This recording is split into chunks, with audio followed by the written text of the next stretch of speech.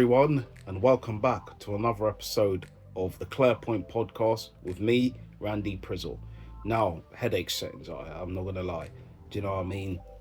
To the weather outside, to the light right here, it's not feeling great at all. But the show must go on, as the Lupe Fiasco song said. Give me a minute, let me tip my hat down a little bit more. There we go. Because obviously, I really don't want the light to be shining on my eyes too much, because it's going to set me off, and you hear me talking a lot of gibberish. You know what I mean? Like the Cassius song.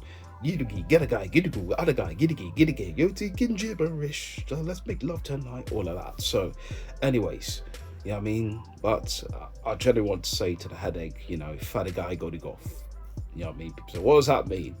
Look it up. Do you know what I mean? It's simple as that. But anyways, yes, it's a little bit of bubble language that I did learn back in the days when people were speaking all of that gibberish, literally. But anyways, let me stop waffling on and welcome you guys officially to this episode of the Clarepoint podcast. Hopefully I tried to speak up, because I think I'm quite low in the eye. Yeah, mood is a bit somber, isn't it? So let's try and lift this up, you know what I mean? Lift this up high. All right. Let's get on to the advice of this week. So let's get on to the first advice we got here. I'm a neurodivergent 20-year-old woman, and I recently gave my first blowjob. Congratulations to her for doing that. Do you know what I mean? Don't really know what to say on that. You know what I mean? I don't know what to tell you, like the Aaliyah song, but let's get into more what she's saying. The most I had done prior to this was hand jobs, so I decided to seek out the opportunity to perform oral sex. I used Tinder, found the man, and he quickly agreed. I decided an older man would be better, which turned out true. All in all, a success. Listen, it's great for her that worked out for her. Obviously, I don't know anything about that. So, you know what I mean? If obviously a woman who was young potentially wanted to give me, all of that, go out 3,000 and that, I'm not going to be partial to it, but obviously I'd want to see that you've got some skills in you, you know what I mean? You know how to work the ting, you know what I mean? Oh, I love the way you work it. So, you know what I mean? Pleasurable activities and that. Let's have some fun, and let's do something that's grand, you know what I mean? And obviously I know people obviously who are neurodivergent don't really want to engage a lot in terms of obviously being very approachable in those kind of settings. They're very much against, I think, looking at more the pleasurable activity side and more of just the emotional. So what else can I say to her? Well, congratulations, listen, I think if she was like someone who wasn't a great at doing it, then it could have been peak for her. You know what I mean? The man would have complained, probably would never have gone back there again. So, but maybe he was just being nice, wasn't it? He probably just said, yeah, you're doing fine. Maybe she's not really gripping it right, or she's not really giving it all to him right. She's not saying it right. You know what I mean? Like the Nelly Furtado song. But it's crazy, But she did what she had to do. She had fun, I guess. So let's move on. To the next person, we got, the phone is doing this mad stuff as usual. I made my ex-girlfriend famous and she left me. Well, this is a big one, isn't it? You know what I mean? It's a long list we got here. This person's written an essay, paragraph sayings and that. It said, one summer I discovered a girl on Instagram who was rapping and having fun.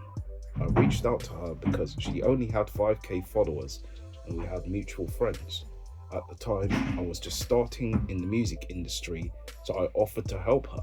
We started working together and I assisted her with the marketing and her first music video, which went viral with over 1.3 million views on Instagram and 400,000 views on YouTube in the first week. That's great. That's great indeed. So while driving one day, she made a bold advance towards me, but I chose to keep things professional. A week later, she wanted to visit me after picking up a friend from the airport.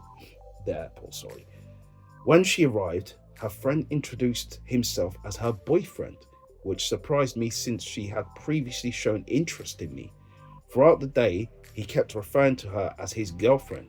When she approached me at the restaurant asking if I wanted to take a bath with her, I declined, thinking they were swingers. I'd probably think that too, to be honest.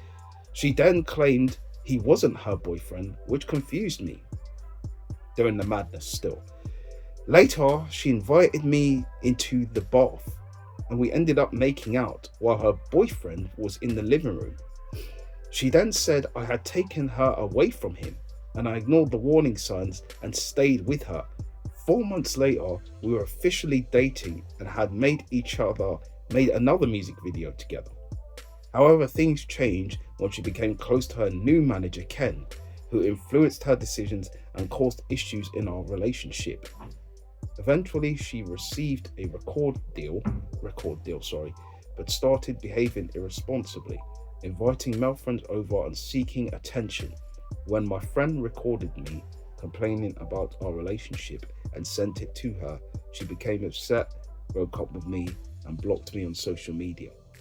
Seeing her thrive with other male rappers hurts because it feels like I didn't matter to her.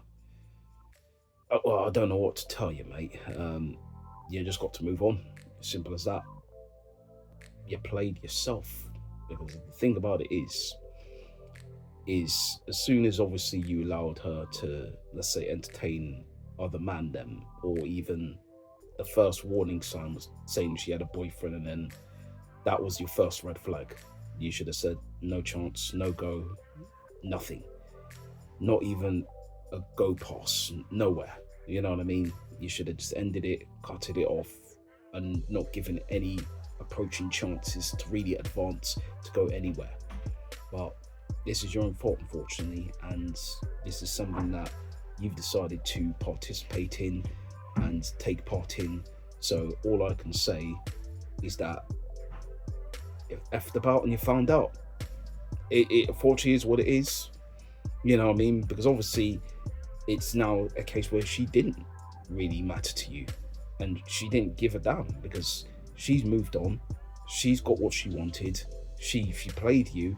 She got a deal out of you, took you for a prick, and then moved on. You know what I mean? And that's just what it is. You got played.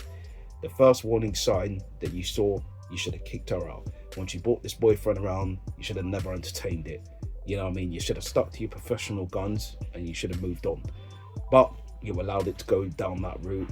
She waved her, fluttered her fanny around, and you went and participated. So you got the participation trophy, and also you ended up with her breaking your heart, like the Tyre Crew song. I'm only gonna break your heart, which she did. So unfortunately for you, it's over. Delete. That's all I'd say to you. Delete her like the Matt Hardy thing. Delete. Because there's no point going back there. There's no point mulling over it. Move on, find another gal, and get on with it. Simple as that. That's all I have to say there for that one. And that's the advice for this week. What do you guys think of the advice I've given? Were they fair? Were they not fair? Put your comments below on that one. Keep them to yourself. That we're going to move on now to talk Mr. Beast's games. So obviously Mr. Beast, people don't know, has his own games out there. You know, people have been living under a rock. Mr. Beast, obviously a YouTuber, you know, thousands and millions of people that have viewed his channel. I think he's on like 100 million or plus, something like that. You know what I mean? And he's come up with his own game show, kind of similar to Squid Games. You know what I mean? I think I may have talked about this last week briefly, I'm not sure. But it's basically step by step, you take part in challenges, and these challenges eliminate until you end up with one person and they win like $5 million. $5 million. So it's a big amount, and along the way you get opportunity to potentially win other prizes too. So it's kind of not like Squid Games, but it is like Squid Games, if you get what I mean, in terms where you're getting the opportunity to win more prizes that are not part of the 5 million prize, but individual prizes like cars, like flipping islands. It's mad, do you know what I mean? Or even $1 million itself on its own. So to do some dastardly things, you know what I mean? But it definitely is a good program to watch, I would say, for the people out there who are checking it out. First time, as I said, been living under a rock. It's good to watch. I found it entertaining. So far, I think I've just caught up on the final episode. So it's crazy to see what's going on there. That so many twists, so many turns, so many ups, so many downs, so many people getting their whole shit unraveled. Do you know what I mean? But yeah, man, it's definitely well worth a watch for the people out there. I don't want to ruin it for people. That's why for me, I'm not going to go into depths of what's gone on. I think I'd prefer you guys to go and watch it and see for yourself and then judge, you know what I mean, what you think of the season and episodes. So obviously I think so far there are 8 episodes now out. I think there's going to be a 9th and a 10th very soon. But what I like about this is that you get the opportunity to play the game. Like Triple H, it's all a game and I play it, you know what I mean? It's well worth a chance to see who's going to turn on who first, who's going to stab someone, and who's going to snake someone, you know what I mean? And for me, I like shows like that get you, unravel you, turn you inside out, get you emotionally drained, and get you to the point where you start to move mad. You know what I mean? I think it definitely will tell a lot about your character going into games like these and seeing people compete and start to lose their shit. You know what I mean? When things don't go the way that they want it to go. So it's good to see this whole thing happen. Listen, big up to Mr. Beast. Obviously, I would say the whole Squid Games idea, cool. It's good to see another competitor there.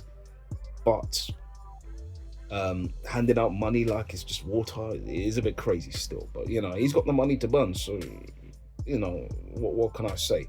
But, you know, it's definitely well worth a watch. Because the twists, the turns, the emotion, everything like that, the people trying to play the game, do you know what I mean? And some of them, you know, fail epically and some of them succeed. So it's well worth a watch, man. You know what I mean? If you're into that sort of game show, Squid Game sort of vibe, definitely check it out, I would say. But, you know,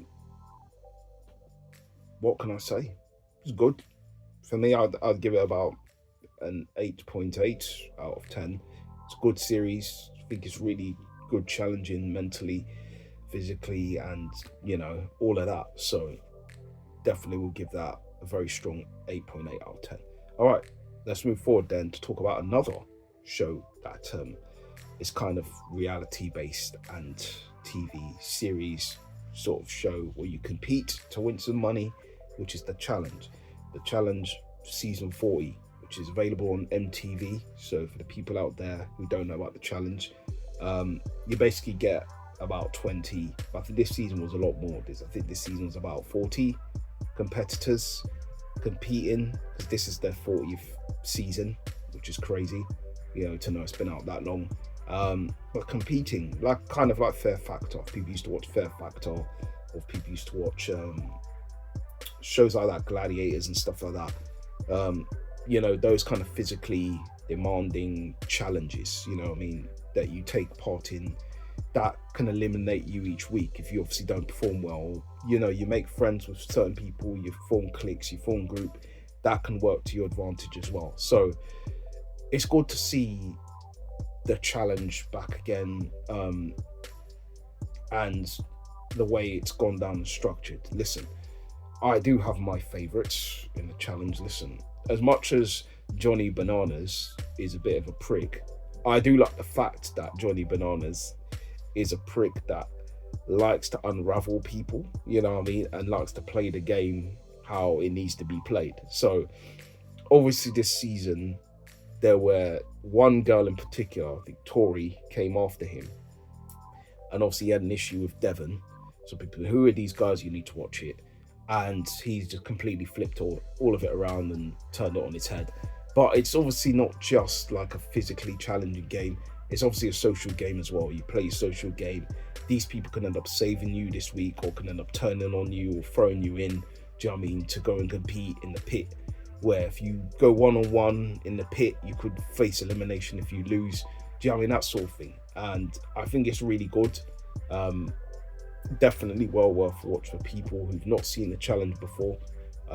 It's a good advertisement of a physically demanding sort of TV series, where you get to see people compete, like, you know, them Survivor things and shows like that, Big Brother and stuff, you know, shows like that, where you would see people compete and try to win some money. Do you know what I mean?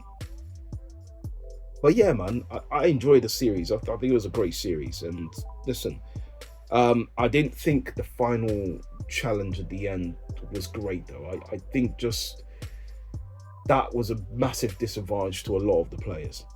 And that's all I'm going to say there. I don't want to ruin it too much, people. I think it favoured two people in particular, and the rest, it didn't seem to favour them as much. Maybe three, I'd say. The rest didn't seem to favour them as much. So I just think it was a bit unfair that that was the final challenge that was they had to participate in. I do think that it should have been probably on even grounds, to where, you know, people could have all completed it and tried to compete for it. So that's my gripe about that. But I did like the challenge. I'm happy to see that some people I didn't like didn't win the money because, you know what I mean, I didn't like some players in particular. So it's good to see them not win the money at all. And that's all I've got to say on that. But yeah, challenge season 4 is great. For me, it gets a strong 9. I enjoyed the series. I think it's brilliant. Obviously, it's going to come back very soon, I think, with the All-Stars. So it'll be interesting to see how that plays out. You know what I mean? So yeah, I'll pick up the challenge. Cool. Well, that's it, guys. What's thoughts on Mr. Beast games? Have you seen it? Do you care about seeing it? Put your comments below on that one. Keep it to yourself. The challenge, season 40. Your thoughts on that? Have you seen it? Do you care? You can put your comments below on that one, or you can keep it to yourself. We're going to move forward now to talk the Premier League, and obviously my reaction to Matchday 22. It was 23. Sorry, not Matchday 22. Still living in the past, ain't I? You know what I mean? Back to the past. Back to life. Back to reality. Back to life. Back to reality. Back to life. Back to reality. Back for the year and now. Yeah, yeah. All of that. Excuse me. Yeah, this thing is taking quite some time to load. That's what I was trying to sing to pass the time on that. But yeah. Back to life.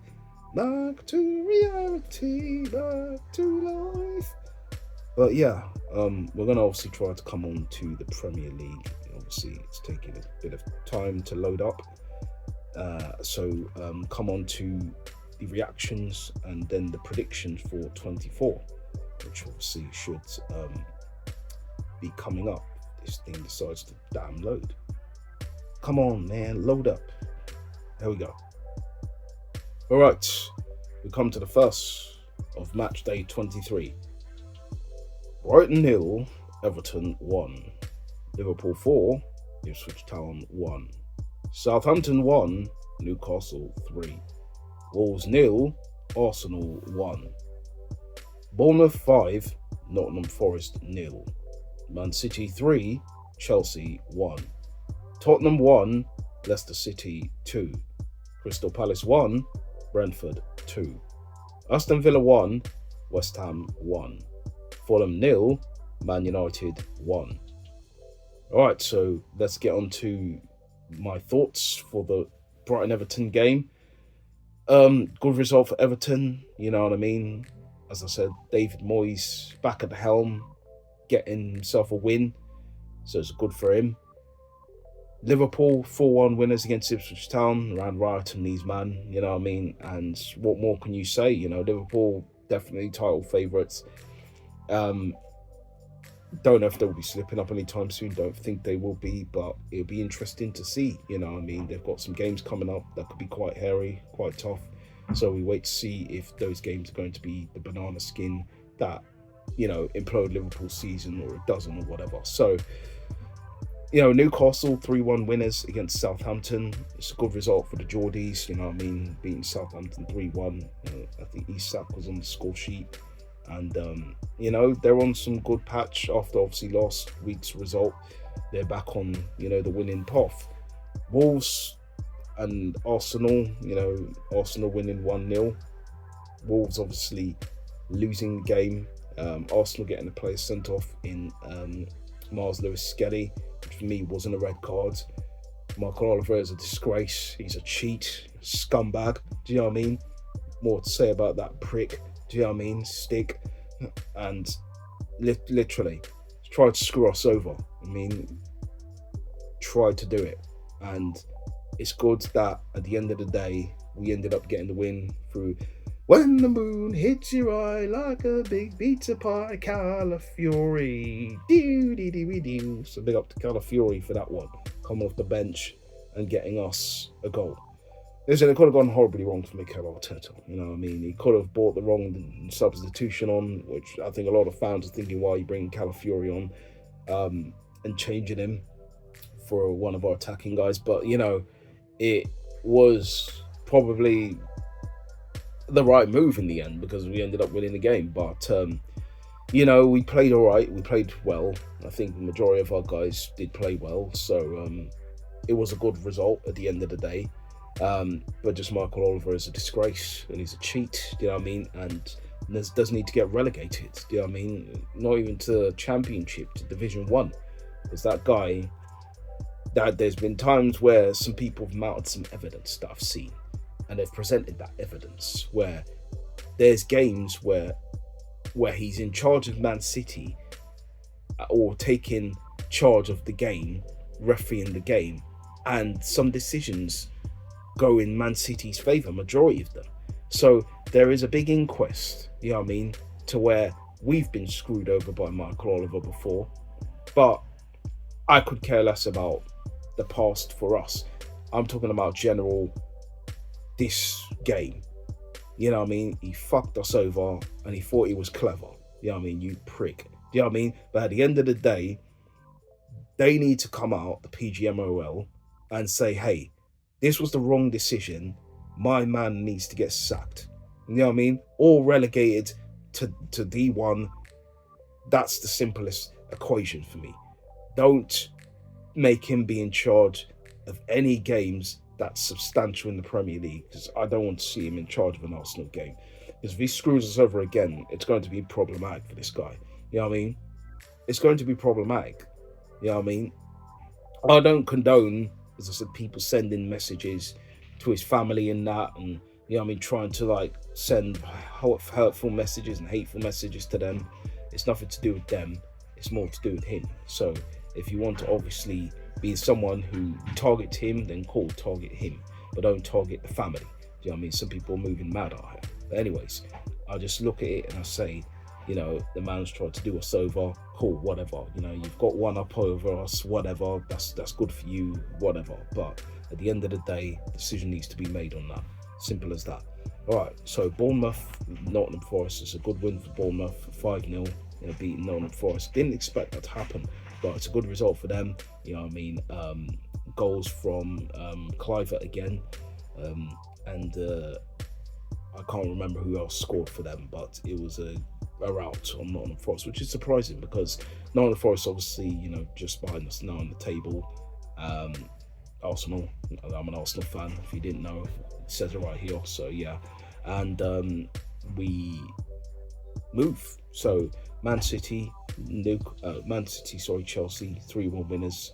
Man City beating Chelsea 3-1. It's a good result for Man City. You know what I mean? It puts them in a position where that's, they're starting to make a comeback, which is obviously going to be very scary for Liverpool. Because if Liverpool keeps slipping up, Man City will be there to pounce. I just think that it could be problematic as well for us too.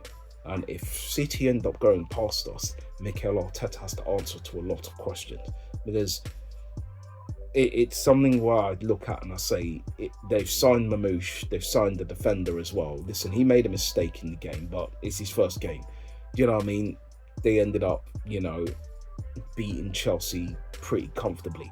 So it's one of them things where I look at and I say, if City end up getting past us, and we haven't looked into the market the board need to answer for their crimes, because right now I don't see any activity in this market, and I'm getting pretty pissed off because we do need some players to come in. These guys know we need players to come in, and I don't see us signing anyone. You know what I mean? Mikel Arteta has come out and said we do need to sign some players, and the board have not really come through and said anything on who we're going to sign or if we're looking at players or anything like that. And that's quite concerning. So that for me is something where I look at and I say it's taken a bit of the piss, to be honest. So I'm a bit annoyed and quite frustrated that I don't see any movements or any activities in the transfer market, because we know we need signs of players and we ain't doing it.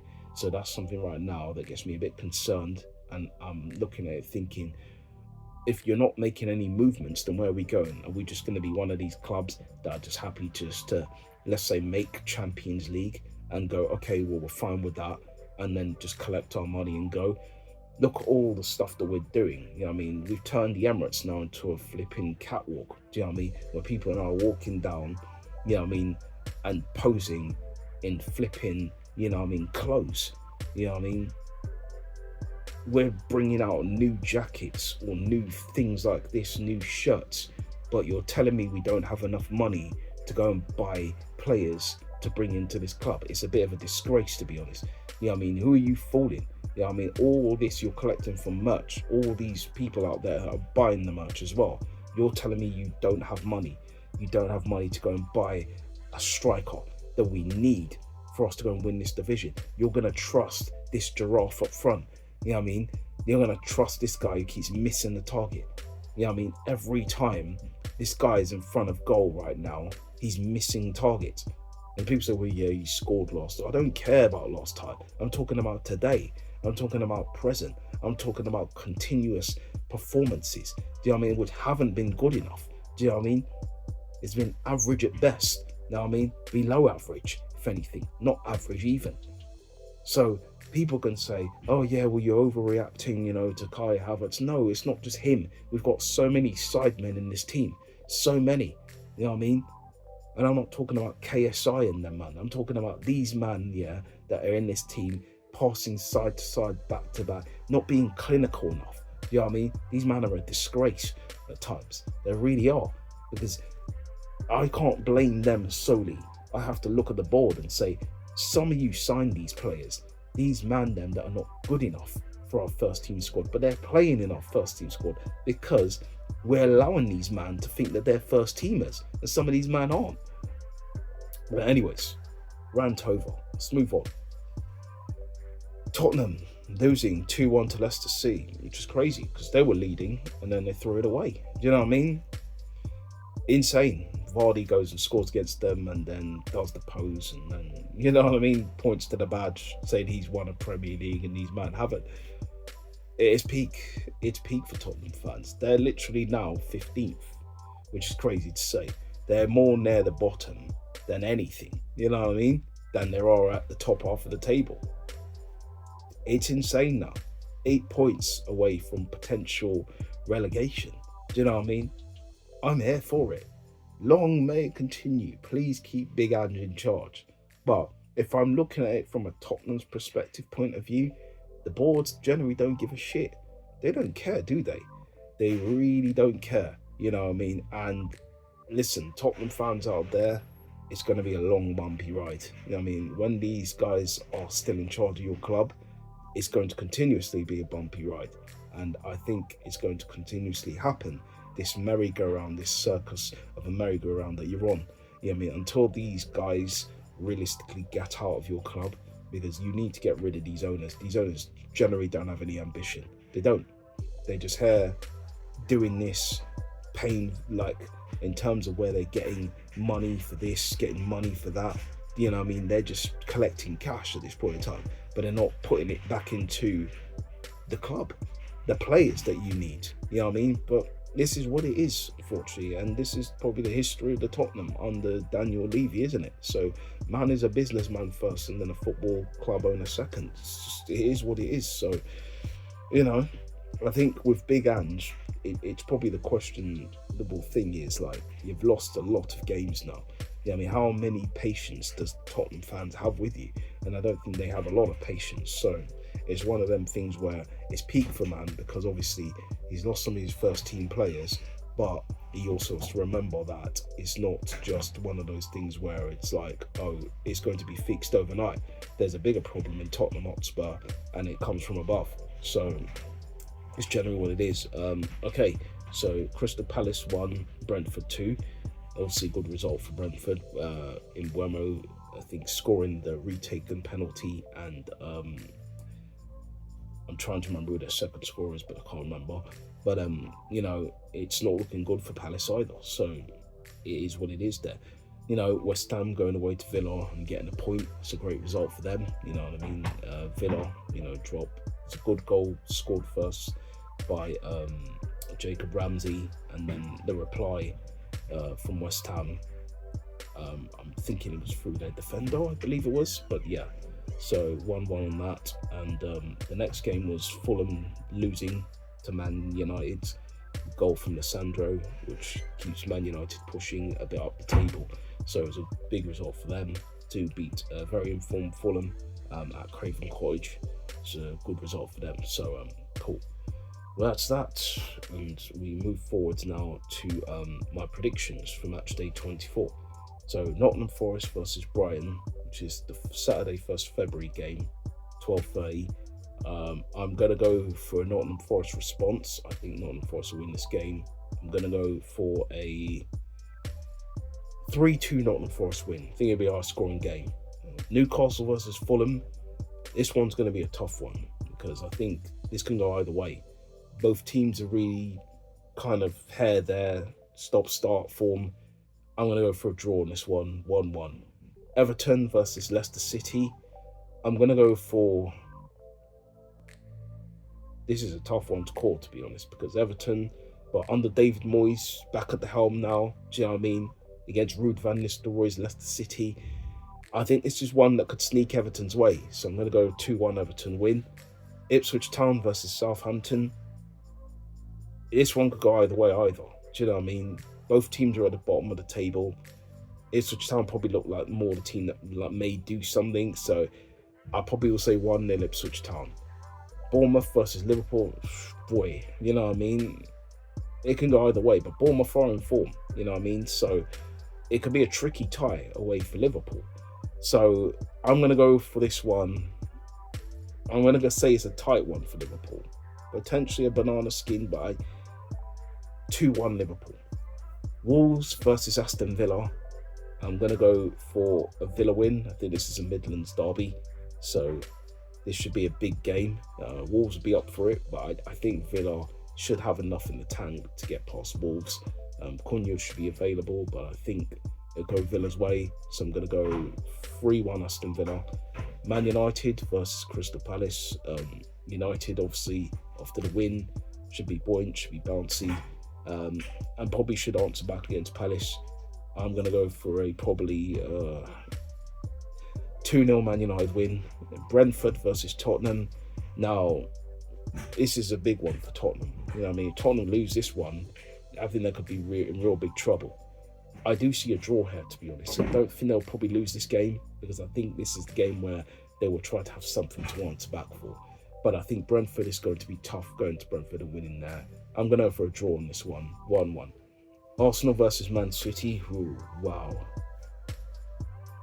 Yeah, this is one where we probably need to win. If we're going to stay in this title hunt, which I said we're not going to be in it, but to keep ourselves and the distance away from City, we need to win this game. I personally don't see us winning it, to be honest. I'm not going to lie to you guys. 1-1. Chelsea versus West Ham. This is the Monday game, 8 p.m. I think it's going to go the way of Chelsea. I'm going to go for a 2-1 Chelsea win. Everton versus Liverpool. This is on the 12th of February. Sorry, yeah, I've gone too far. Here. Yeah, let's scratch that. We'll come back to that when it's near at the time. It's a bit far away. So that's all for the Premier League matches for my predictions. But what are you guys' predictions and thoughts? You can put your comments below on that one, or keep them to yourself. Cool. With that, we're going to move on now to talk Champions League. Oh, yeah, to be the champions.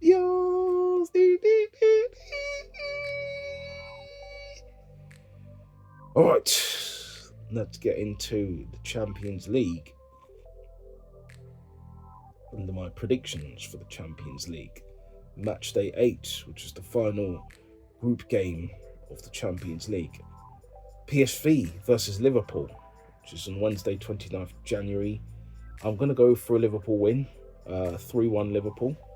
Bayern Munich versus Slovan Bratislava. I'm going to go for a Bayern win, 4-1 Bayern win. I'm going to Dortmund against Shakhtar Donetsk. Dortmund do need to win, don't they? I probably think they would just get by. 2-1 Dortmund. Leverkusen versus Sparta Praha. 3-0 Leverkusen win. Girona versus Arsenal. I think we're probably just going to field whoever out there, to be honest. I'd probably say a draw. May even loss. Draw. 1-1. Barcelona versus Atalanta. Oof. Atalanta's top of the table. Could be a good clash of the game. Barcelona at home.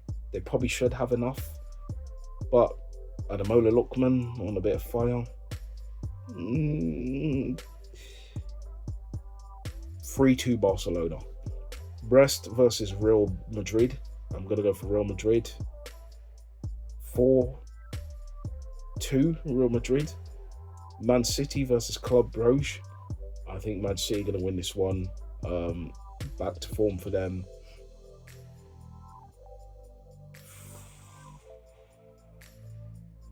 3-1. Potentially more, to be honest. 4-0 Man City. Young Boys versus, I always butcher this team's name, Zvezda. I may have got that right this time. I don't know, but it is what it is. Draw.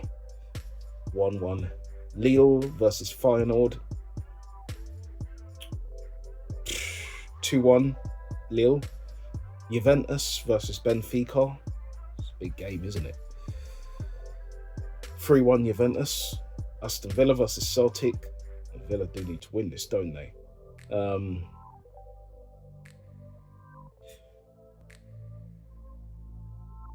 I'd see a high scorer. I don't know why I see a high scorer in this one. No, maybe not. 2-1 Villa. 2-1 Villa. Dynamo Zagreb versus Milan.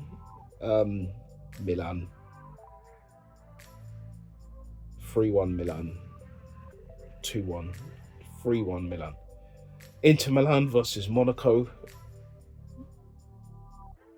3-0 Inter Milan. Sturm Graz versus RB Leipzig. RB Leipzig. 2-1 Leipzig. Salzburg versus Atletico Madrid. Atletico. 1-0 Atletico. Sporting versus Bologna. Sporting 3-1. Stuttgart versus PSV. 2-1 PSV. And that's it, guys, for my predictions for the Champions League.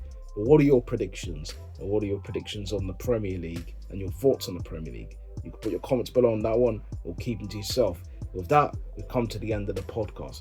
I'd like to thank you guys, first-time watchers, seasoned watchers. Big yourselves up. You know what to do if you're feeling this. All of that below. And appreciate you guys' time. You know what we usually do when we finish. Peace, love, unity, have fun. And you're either all in or clear out.